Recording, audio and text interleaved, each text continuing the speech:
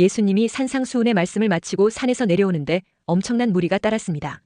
그런데 그 무리 가운데는 나병 환자가 있었습니다. 당시 나병은 단순한 피부병이 아니라 사회적 사형 선고였고 종교적 부정의 상징이었고 사람들로부터 격리되어야 하는 절망의 병이었습니다. 그러니 당시 사회에서 나병 환자는 가장 고립된 존재로서 살아있는 시체라고 불리던 자들입니다. 그들은 정상인 사람들에게 가까이 갈 수도 없었고 가족과도 단절된 채 인간의 관계를 떠나 황무지에서 외롭게 살아야 했던 존재입니다. 그리고 땅에 엎드려 말합니다. 2절에 주여 원하시면 저를 깨끗하게 하실 수 있나이다 했습니다. 그러자 예수님의 말했습니다. 3절에 내가 원하노니 깨끗함을 받으라 했습니다. 그러자 그는 즉시 나병에서 치유되었습니다. 이것은 단지 한 사람의 피부병을 치유한 사건이 아닙니다. 죄로 오염된 인류에게 베푸시는 하나님 아들의 마음을 보여줍니다. 그리고 더러움을 부정하지 않고 품으시는 성육신하신 주의 은혜를 드러내는 사건입니다. 그런데 구약 성경에서 말하는 나병은 오늘날 우리가 아는 한센병과는 완전히 동일하지 않습니다. 레위기 13장 14장에 나오는 나병은 다양한 증상을 모두 포함하는 광의의 피부병 진단 기준이었습니다. 피부에 하얗게 변색된 반점인 백색종과 종기, 화상 후 생긴 흉터의 이상 변색과 머리나 수염에 생긴 황백색 병변인 두부 백선 비슷한 것도 나병으로 분류했습니다. 그리고 옷이나 가죽이나 지벽에 생긴 곰팡이인 녹색과 적색 반점까지도 나병으로 규정했습니다. 따라서 당시 나병 환자 중에는 실제 한센병 환자도 있었겠지만 대부분은 현대의학으로 보면 접촉으로 전염되지 않는 피부병이었을 가능성이 높습니다. 그런데 이런 넓은 의미에서의 나병으로 분류된 피부병 환자들은 구약 율법 기준에 의하면 사회적 종교적으로 영구 격리였습니다. 이스라엘 진영 밖으로 쫓겨났습니다. 가족이나 친구를 만나거나 회당 예배도 모두 금지되었습니다. 그리고 길을 가다가 앞에 사람이 나타나면 나는 나병에 걸렸노라고 외치며 다니게 하여 다른 사람들이 가까이 하지 않도록 해야 하는 의무가 있었습니다. 레위기 13장 45절에 나병 환자는 옷을 찢고 머리를 풀며 윗입술을 가리고 외치기를 부정하다 할 것이요 했습니다. 여기서 심지어 옷과 외형까지 규정하고 있습니다. 옷을 찢고 머리를 풀며 윗입술을 가리고 다녀야 했습니다. 마치 살아있는 시체 취급되는 상황입니다. 그리고 나병은 제사장만이 진단하여 나병이라고 선언할 수 있습니다. 그리고 나병이 나았을 때 나았다는 것을 판별하고 선언하는 것도 제사장만이 할 수 있었습니다. 나병이 나았으면 제사장을 통해 정결의식을 거쳐서 최종적으로 정상인으로 돌아오게 됩니다. 의사가 아니라 제사장이 최종 판결한다는 점이 특이합니다. 그래서 이것은 그냥 단순한 질병이 아니라 하나님의 저주와 부정의 상징으로 여겼던 것입니다. 그러므로 당시 유대 사회의 나병에 대한 인식은 죄에 대한 하나님의 직접적인 징벌로 여겼던 것입니다. 미리암과 게하시와 우시야 왕이 그런 징벌을 받기도 했습니다. 그리고 여기서 말하는 이런 종류의 나병은 부정의 극치로 보았습니다. 그렇기에 나병 환자가 무엇을 만지기만 해도 그것은 7일 동안 부정하게 된다고 했습니다. 이러니 사람들은 자연히 나병 환자를 만나면 가까이 오지 못하도록 돌을 던지며 쫓아내었다는 것입니다. 그래서 나병 환자들은 공동체를 이루어 동굴이나 폐허에서 함께 살며 구걸로 연명해 갔습니다. 그러면 예수님 당시의 나병 환자에 대한 인식은 어떠했을까요? 여전히 격리 관습은 유지되었으나 율법만큼 엄격하지는 않았습니다. 도시 근처나 길가에서 구걸하는 나병 환자가 흔했다는 것을 알 수 있습니다. 누가복음 17장 12절에 한 마을에 들어가시니 나병 환자 10명이 예수를 만나 멀리 서서 했습니다. 로마 법도 나병 환자를 도시 밖으로 추방하거나 격리 구역을 지정했습니다. 플리니우스, 루키아노스 등 고대 문헌에도 접촉하면 전염된다는 공포를 기록하고 있습니다. 그런데 오늘 본문에서 나병 환자가 무리 속으로 들어왔다는 것은 그 자체가 율법 위반이었습니다. 그런데도 예수님께 절하며 가까이 다가간 것은 상상할 수 없는 용기임을 알 수 있습니다. 그리고 예수님께서 손을 내밀어 만지신 것은 율법학자라면 기절할 행동이었습니다. 이런 행동이 1세기 유대인에게는 신성 모독 수준의 충격적인 행동이었습니다. 예수님은 나병 환자를 만진 후에 내가 원하노니 깨끗함을 받으라 하시자 즉시 깨끗해졌습니다. 이것은 제사장도 할 수 없는 오직 하나님만 가능한 정결 선언이었습니다. 당시에 나병은 단순한 피부병이 아니라 하나님께 버림받은 자, 살아있는 죽음, 만지면 안 되는 절대 부정의 상징이었습니다. 그래서 예수님께서 그를 만지시고 내가 원하노니 깨끗함을 받으라 하셨는데 이것은 의학적 치유를 넘어선 죄와 저주와 사망에서 완전히 건진받는 하나님의 구원을 눈앞에서 보여주신 사건이었습니다. 그 한마디와 한 번의 손길로 2000년 동안 율법도 제사장도 의사도 해결하지 못했던 인류 최고의 절망을 단번에 해결하신 분이 바로 우리 주 예수 그리스도이십니다. 첫째, 주님은 우리의 부정한 것을 만지기를 꺼려하지 않으십니다. 당시 나병 환자는 만지면 안 되는 존재였습니다. 민수기 19장 11절에 사람의 시체를 만진 자는 이래 동안 부정하리니 했습니다. 그런데 나병 환자는 유대 사회에서 살아있는 시체로 간주했기 때문에 나병 환자와 접촉했을 경우 사람의 시체를 만진 자처럼 이랫동안 부정하게 간주한 것입니다. 다시 말해 부정에서 정상으로 돌아오는데 7일이 걸린다는 것입니다. 그러므로 7일 동안 정상 생활이 불가능한 것입니다. 그러다 보니 유대인들은 나병 환자를 만나면 돌을 던지며 쫓아냈습니다. 가족조차 버렸습니다. 그러나 예수님은 손을 내밀어 그를 만지셨습니다. 예수님은 부정해질 것을 두려워하지 않았습니다. 오히려 예수님의 거룩함이 나병을 삼켜버렸습니다. 거룩은 전염되지 않지만 예수님의 거룩은 전염되기 때문입니다. 이 부정함의 규례는 죄와 부정은 관계를 단절시킨다는 것을 의미합니다. 이사야 59장 2절에 오직 너희 죄악이 너희와 너희 하나님 사이를 갈라놓았고 너희 죄가 그의 얼굴을 가리어서 너희에게서 듣지 않으시게 함이니라 했습니다. 죄와 부정은 하나님과 우리 사이를 격리시키는 것입니다. 이 죄로 인한 격리를 다시 회복할 수 있는 것은 오직 예수님의 십자가 대속의 은혜뿐입니다.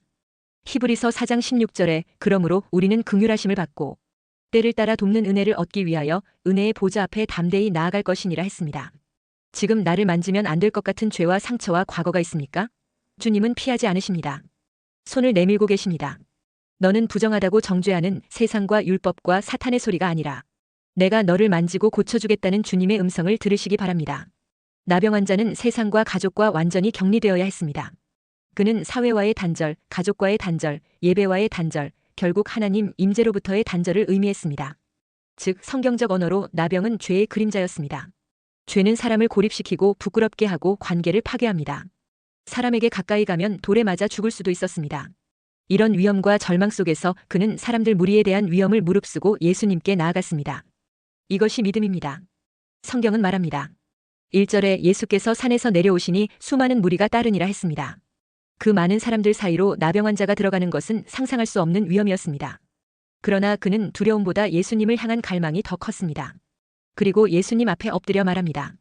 2절에 주여 원하시면 저를 깨끗하게 하실 수 있나이다 했습니다. 이것은 단지 요청하는 것이 아닙니다. 이 자세에는 존경과 경배와 복종이 포함되어 있습니다. 나병 환자에게서 우리가 보는 믿음은 두 가지입니다. 첫째, 예수님의 능력을 믿는 믿음입니다. 저를 깨끗하게 하실 수 있나이다 했습니다. 예수님의 능력에 대한 의심이 없습니다. 또한 둘째로 예수님의 주권을 인정하는 믿음입니다. 주님이 원하시면 될 것이라고 믿었습니다. 그는 예수님을 치료 도구처럼 대하지 않았습니다. 치유의 결정권이 예수님께 있음을 인정했습니다. 믿음은 내 뜻을 관철시키는 수단이 아닙니다. 하나님의 주권에 자신을 맡기는 의존입니다. 오늘 우리도 이 나병 환자처럼 예수님께 나아가야 합니다. 우리의 삶에도 보이지 않는 나병이 있습니다. 반복되는 죄의 패턴이 있습니다. 스스로 해결할 수 없는 상처가 있습니다. 누구에게도 말하기 어려운 부끄러운 문제가 있습니다. 영적 무감각이 있습니다. 마음의 분노와 깨어진 관계들이 있습니다. 이 모든 것이 영적 나병처럼 우리를 고립시키고 영혼을 쇠하게 합니다. 그러나 주님은 오늘도 그 절망 속에서 당신께 찾아오는 자를 거절하지 않으십니다. 마태복음 11장 28절에 수고하고 무거운 짐진 자들아 다 내게로 오라. 내가 너희를 쉬게 하리라 했습니다. 이 나병 환자는 자신의 상태가 부정하다고 숨어들지 않았습니다. 오히려 그 부정함 때문에 예수님께 나아왔습니다. 믿음은 괜찮아질 때 찾아가는 것이 아니고 망가진 채로 나아가는 용기입니다. 예수님은 영적으로 부정한 우리에게 친히 오셔서 손을 대시고 내가 원하노니 깨끗함을 받으라 하시며 고쳐주시기를 간절히 원하시는 사랑과 은혜의 주님이십니다. 우리는 모두 영적 나병 환자입니다. 신약시대의 나병은 단순한 피부병이 아니라 죄와 사망과 하나님과의 단절을 상징했습니다.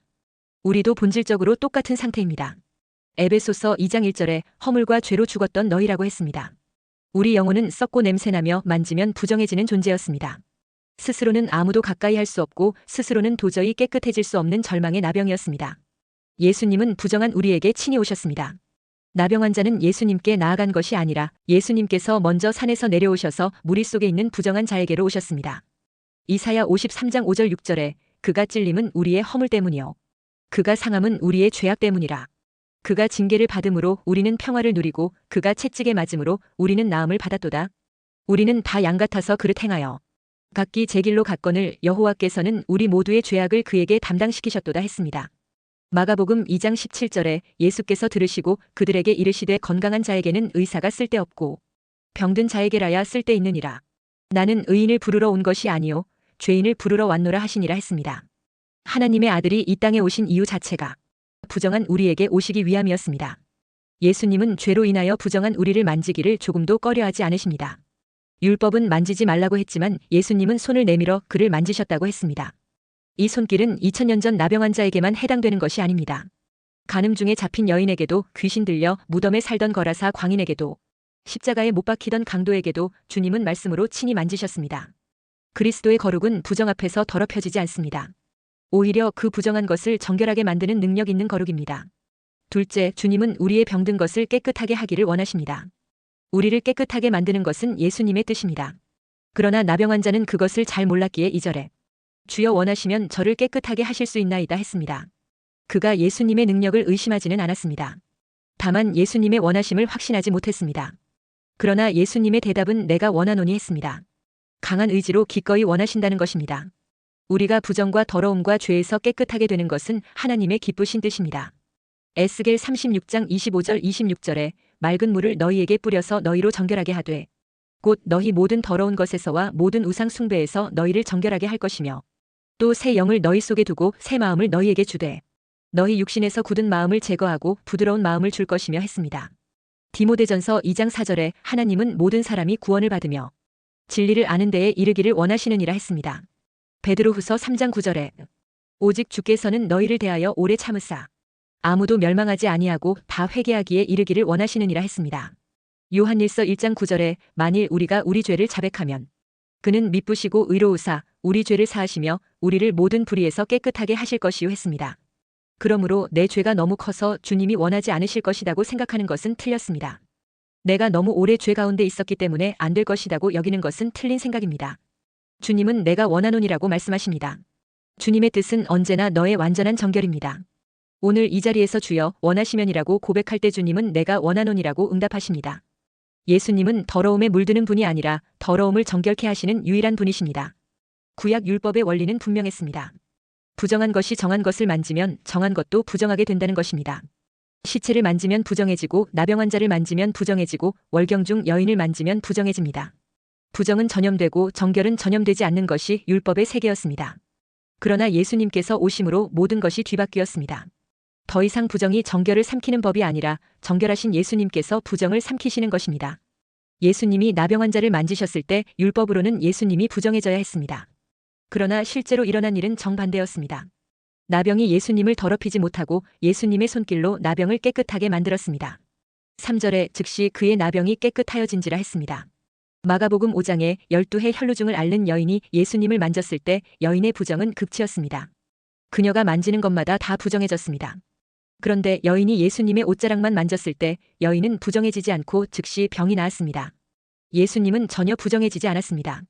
오히려 따라 내 믿음이 너를 구원하였으니 평안히 가라는 축복을 주셨습니다.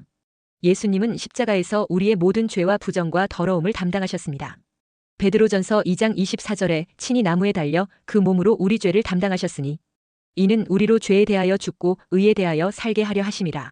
그가 채찍에 맞음으로 너희는 나음을 얻었나니 했습니다. 인류가 가지고 있던 큰 부정과 무서운 더러움과 모든 죄들이 예수님의 십자가 위에 쏟아졌습니다. 그러나 그 부정이 예수님을 더럽히지 못했습니다. 오히려 그분의 의로우심과 거룩하심이 죄를 완전히 삼켜버렸습니다. 무덤이 그분을 가둘 수 없었듯이 죄도 그분을 더럽힐 수 없었습니다. 예수님은 죄와 부정과 더러움의 권세를 깨뜨리시고 사흘 만에 부활하셨습니다. 그래서 성경이 증거하는 예수님에 대한 놀라운 원리는 이렇습니다.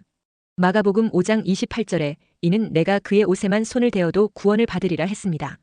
이사야 53장 6절에 여호와께서는 우리 모두의 죄악을 그에게 담당시키셨도다 했습니다. 계시록 1장 5절에 그의 피로 우리 죄에서 우리를 해방하시고 했습니다.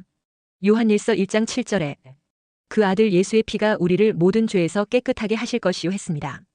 그러므로 우리가 아무리 더럽다고 느껴도 내 죄가 아무리 썩은 냄새를 풍겨도 나의 과거가 아무리 사람들에게 버림받을 만해도 예수님께 나아오면 절대로 그분이 더럽혀지지 않으십니다. 도리어 우리가 깨끗해져 버립니다. 태양이 진흙 위에 비치면 태양이 더러워지지 않습니다. 진흙이 말라서 깨끗해질 뿐입니다. 바다가 오물을 받아도 바다가 더러워지지 않습니다. 오물이 소금기에 씻겨 사라질 뿐입니다. 예수님은 태양이시요 바다이시요 불이시요 생명이시요 거룩 자체이십니다. 그러므로 두려워하지 마시기 바랍니다. 주저하지 마시기 바랍니다. 지금 바로 그분께 나아가시기 바랍니다. 그분이 당신을 만지시는 순간 당신 안에 있던 모든 부정, 모든 죄, 모든 저주, 모든 더러움이 그분의 거룩하심에 삼켜져 사라지고 당신은 눈처럼 희게 어린아이처럼 깨끗하게 될 것입니다. 내가 원하노니 깨끗함을 받으라. 이 말씀은 오늘도 살아서 역사하십니다. 예수님은 말씀 한마디로 우리를 즉시 깨끗하게 하실 수 있습니다. 깨끗함을 받으라 하시자 즉시 나병이 떠나고 깨끗하여졌다고 했습니다. 그 동일한 권세는 오늘도 살아있습니다. 로마서 8장 1절에 그러므로 이제 그리스도 예수 안에 있는 자에게는 결코 정죄함이 없나니 했습니다. 예수의 피가 우리를 모든 죄에서 깨끗하게 하실 것이라고 했습니다. 그러므로 죄와 부정과 더러움 앞에서 해야 할 일은 단 하나입니다. 나병 환자처럼 주님 앞에 무릎 꿇고 주여 원하시면 저를 깨끗하게 하실 수 있나이다라고 고백하는 것입니다. 예수님은 우리의 더러움에 가까이 오시는 분입니다. 예수님은 그를 멀리서 말씀만 하실 수도 있었습니다. 치유 능력에 거리 제한은 없습니다. 그런데 굳이 손을 대셨다고 했습니다. 왜일까요? 그의 몸만이 아니라 마음을 치유하시기 위함입니다. 평생 누구도 자신에게 손을 대지 않았습니다. 단 한 번도 따뜻한 손길을 느껴본 적이 없었습니다. 예수님의 손길은 치료 이전의 존재의 회복이었습니다. 예수님은 말씀하십니다. 3절에 내가 원하노니 했습니다. 그러니까 예수님은 억지로 고치지 않으십니다. 그분은 원하십니다. 가까이 하기를, 만지시기를, 회복시키기를 원하십니다. 그러므로 믿음으로 나아가시기를 주의 이름으로 축원합니다. 셋째, 주님은 말씀 한마디로 우리를 깨끗하게 하실 수 있습니다. 예수님의 말씀 자체는 창조의 권능, 정결의 권능이 있습니다. 그렇기에 예수님께서 깨끗함을 받으라고 말씀하자마자 즉시 나병이 떠나고 깨끗하여졌더라고 했습니다. 예수님은 말씀이 육신이 되신 분이십니다. 예수님은 요한복음 1장 1절에 태초의 말씀이었습니다. 그렇기에 창세기 1장에서 빛이 있으라 했을 때 빛이 있었습니다. 또한 예수님은 바다의 풍랑 앞에서도 마가복음 4장 39절에 잠잠하라 고요하라 했을 때 바람이 그치고 아주 잔잔하여지더라 했습니다. 심지어 나사로는 장례식이 끝나고 4일이 지나 시체 썩은 냄새가 나는데도 그 시체를 향하여 예수님께서 요한복음 11장 43절에 큰 소리로 나사로야 나오라 부르시니 죽은 자가 수족을 배로 동인 채로 무덤에서 나왔다고 했습니다. 어떻게 이런 능력이 나타날 수 있습니까? 그것은 예수님은 능력의 말씀이기 때문입니다. 그래서 히브리서 1장 3절에 그의 능력의 말씀으로 만물을 붙드시며 했습니다. 예수님의 말씀은 우리를 씻어 거룩하게 한다고 했습니다. 에베소서 5장 26절에 이는 곧 물로 씻어 말씀으로 깨끗하게 하사 거룩하게 하시고 했습니다. 그러므로 우리가 말씀을 들을 때 깨끗하게 되는 은혜가 임하는 것입니다. 그래서 예수님은 제자들에게 요한복음 15장 3절에 너희는 내가 일러준 말로 이미 깨끗하여졌으니 했습니다. 우리가 죄를 자백할 때, 찬양할 때, 기도할 때, 성경을 읽을 때 말씀 되신 주님은 우리를 정결하게 하십니다. 4절에 예수께서 이르시되 삼가 아무에게도 이르지 말고 다만 가서 제사장에게 내 몸을 보이고 모세가 명한 예물을 드려 그들에게 입증하라 하시니라 했습니다. 예수님의 말씀으로 즉시 깨끗해진 나병 환자에게 예수님은 제사장에게 내 몸을 보이라고 했습니다. 무슨 말입니까? 이제 건강하게 되었으니 정상인으로서 공동체로의 회복 절차를 밟아라는 것입니다. 나병 환자가 가족과 사회 공동체에 돌아오려면 제사장이 그의 회복을 공식적으로 인정해야 했습니다. 예수님은 그를 단순히 병에서만 구해주신 것이 아니라 사회적으로도 회복하여 모든 관계가 정상이 되도록 하신 것입니다. 예수님은 단순히 우리의 죄를 용서하는 데서 멈추지 않습니다. 우리를 교회 공동체와 가정과 세상이 모든 관계 속에 있는 사명으로 나아가게 하십니다. 그러면서 삼가 아무에게도 이르지 말라 했습니다. 예수님은 기적의 소문보다 복음의 본질이 먼저 퍼지기를 원하셨습니다. 사람들은 이적을 보고 열광하지만 예수님은 회개와 회복이 더 중요한 것임을 아셨습니다. 기적이 목적이 아니라 복음이 목적이라는 것입니다. 은혜의 목적은 내 영적 경험을 과시하는 것이 아니라 하나님의 영광을 드러내는 것입니다. 그래서 가서 제사장에게 내 몸을 보이고 모세가 명한 예물을 드려 그들에게 입증하라고 하신 것입니다. 은혜는 반드시 순종을 낳습니다. 나병 환자는 치유되자마자 제사장에게 가서 율법의 규정을 지켰습니다. 이것은 은혜 받은 자는 순종한다는 것을 보여줍니다. 우리는 은혜를 받고 바로 순종합니까? 이 나병 환자는 나중에가 아니라 치유되자마자 바로 제사장에게 갔습니다. 은혜의 감격이 가장 뜨거울 때가 순종의 골든타임입니다. 은혜만 받고 순종을 미루는 자가 되어서는 안 됩니다. 은혜는 공짜가 아닙니다. 값은 이미 예수님이 치르셨지만 순종이라는 열매를 맺지 않는 은혜는 성경이 말하는 진짜 은혜가 아닙니다. 나병 환자가 깨끗해진 그 순간부터 그의 발걸음은 이미 제사장에게로 향하고 있었습니다. 그게 정상적인 믿음의 반응입니다.